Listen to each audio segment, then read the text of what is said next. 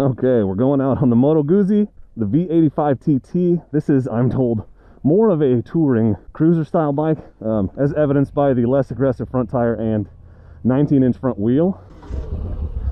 Yeah, there's Ian. We're gonna go out and crush it. Ooh, it is vibrating. Seat height's very low. I am flat footing almost on both sides, yeah. But the seat is wide and cushy. Don't hate it. I have zero experience on a Moto Guzzi. I know nothing about this bike. This is a true first impressions. So we're switching to off-road mode. Rear ABS disabled. This bike has cruise control. Several different modes. We're going to try sport and off-road today. It's going to be awesome. I like the rumble. Feels like a Harley or something. Well, feels pretty solid. It's going to be a lot of sandy crap on a weird front tire, so apologies in advance for all the complaining that you're going to hear. So that's Ian in front of me again, Big Rock Moto. Go subscribe to him if you haven't. That's ADV Agenda in front of him. Check out his channel. But this is sort of a short 20-minute loop. If you haven't seen the Aprilia Touareg test ride video, definitely check that out. I'll link it for you. But it's the same route we just did. So I'm interested to see what the sandy crap is going to be like on this definitely more street-oriented bike with what I would call probably a 1090 off-road road tire on the front. And it's a smaller front. All right? Okay, so yeah, it doesn't feel like a bike that's designed to be stood up on. But I can shift standing up. Yeah, not bad. It's got some pickup. And again, we're in off-road mode. I don't know how aggressive the TC is, but we'll find out when we get up here because we don't have a lot of traction on the rear. Suspension feels pretty good. I'm trying to figure out what this reminds me of. It's definitely a heavier, streetier, lower to the ground style, like a Ducati Scrambler. In fact, very scramblery, I would say. I haven't ridden the Triumph Scrambler, but I have ridden the Ducati. It reminds me of that. And it's probably about the same amount of road versus off-road. Definitely feels heavier than the Touareg, but it's comfortable. I expected to be more uncomfortable even in this sandy stuff right away off-road, and it actually is fine. I'm definitely bent over a lot because, again, it's not a bike that's really designed to be stood up on a lot. But that's how I roll, so we're doing DRZ. See if we can get the rear to spin. Not with the traction control on, we can't. So if you're a newer rider or you're trying to get a comfortable road bike that you can take off-road and not worry about sliding the rear end all over the place, you know, something with really aggressive off-road traction control like this might be worth considering. I'm not a fan because I like to spin the rear, but it is fun to play with and see how far you can push it and how well it intervenes. Ooh, Ian's having fun. He's obviously turned his traction control off. They sort of told us not to do that, but whatever. Ian is out there, you know, exploring the most in-depth journalistic approach possible. He wants to get the truest test ride under all circumstances. You know, rules be damned. He's out there making content for you. Meanwhile, I want to test what it's like under the most conservative circumstances, if you're like not a fan of sand like me. So that's what I'm doing. So obviously you're going to be less aggressive on a bike like this. You're going to be less aggressive on tires like this. You know, it's not what it's for. Well, it is sort of what it's for, but not in the same way that the Touareg or the Tenere is for it. Let's see how the suspension handles. This is like we're like hopping up a curb basically. Yeah, like nothing.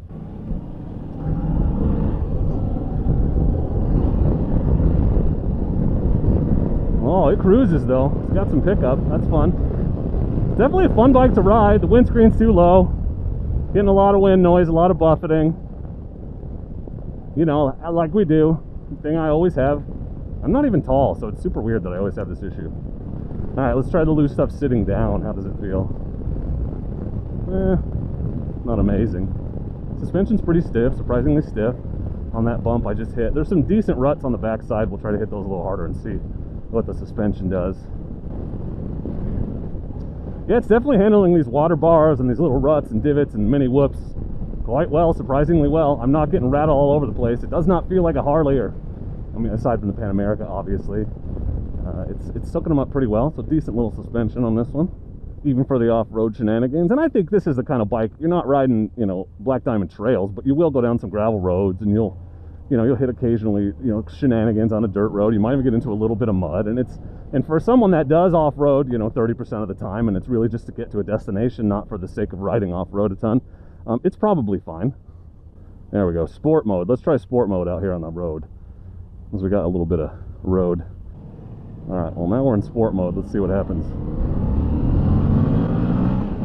Oh yeah, that's a different experience. Oh, it's got a lot of pickup. So very similar to switching over on the Touareg. You know, the throttle just hesitates a little in off-road mode to keep you from spinning, but it's all right there in sport mode.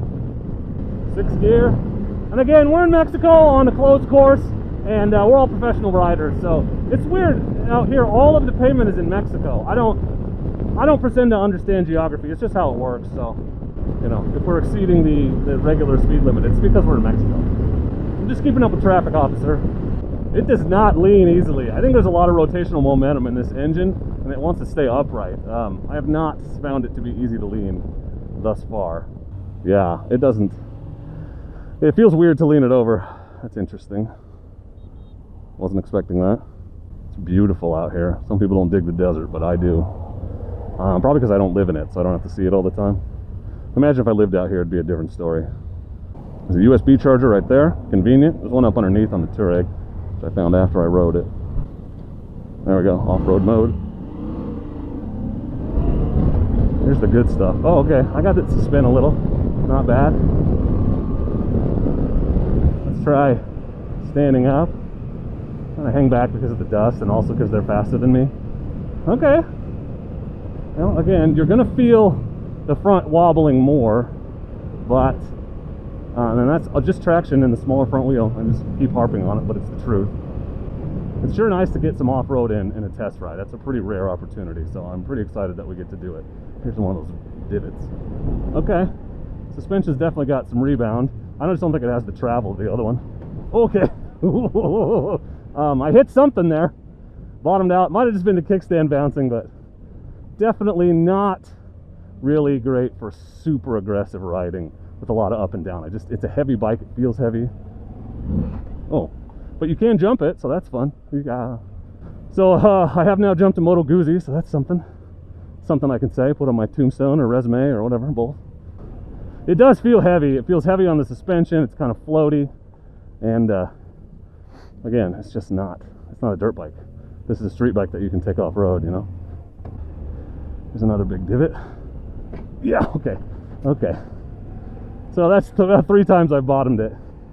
And I'm not a light rider, so it's not all the bike's fault, but just keep that in mind. If you don't ride off-road a lot, but you want to be able to a little bit, it's a great bike for that. You want a bike that's comfortable on the highway for long periods of time, and then if you have to hit a gravel road to get to your campsite, that's great, but it's not a BDR bike, I don't think. Somebody could do it, somebody better than me, but just the suspension bottoming this much and not having a lot of travel makes me think that it's not really great for aggressive riding. If you're going to take it easy and slow, you'll be fine. Get a better tire on the front and the rear. So I managed to bump my mic cable at this point and knock my mic loose, so the audio from this point is generally unusable, but I really only had a couple more points to make. The first one is, who is this motorcycle for? That's the question that I have. It's for someone who wants to go on long rides, be comfortable on the highway, but know that when they get to the end of it, if there's some gravel to get to their campground, to their campsite, whatever it is, they're going to be capable of doing that. And if that's the case, then it really slots into the category with bikes like the Versys, the V-Strom, the other scramblers, although some of the scramblers are pretty off-road capable. And if that's the case, then it's pretty expensive for being in the category with those other bikes. And the difference here with the Moto Guzzi is it's a little fancier, a little bit more premium, and it's got a shaft drive, which no other bike in this class has. So if you're looking for a shaft drive, scrambler type, adventure type motorcycle, and you don't want to buy a GS, then the Moto Guzzi, this V85, is a great way to go. But other than that, I think it has some competition in the type of riding that you can do on this bike. And my other big question is the same question I have with all these sort of Italian, really any non-Japanese bike, but these Aprilias and Moto Guzzis in particular, is availability, right? So how close is your nearest dealer? Can you even get your hands on one? Parts availability, how hard is it to get parts if you need stuff? How hard is it to get service if you're far from a dealer? What's the aftermarket going to look like on bikes that just don't sell as many models as other manufacturers? And reliability, what's it going to be long term, right? And I just don't know about Guzzi in particular, and those are questions you have to sort of decide if you're okay with the uncertainty or do your research But in terms of, is it a fun motorcycle to ride? Yes, very comfortable. I was impressed with it. It has a pretty functional windscreen. It comes with side cases, which no other motorcycle does that I'm aware of in this class at all. So you get a full set of cases with this bike, which is really interesting and cool. You know, it was a fun test ride, and I really enjoyed riding it. So if you have any questions about the Guzzi, leave them in the comments. If you've ridden one of these V85s, please leave that in the comments. I would love to hear what you think about it. And if you own one, dang, tell me more. I want to know all about that. Big shout out and thank you to the Guzzi, Aprilia, Piaggio guys at the Get On ADV Fest for setting up these test rides and really taking us out and letting us do some off-road. That was awesome and much appreciated. I want to thank you for watching the video, and please do not forget to be excellent to each other. Thank you.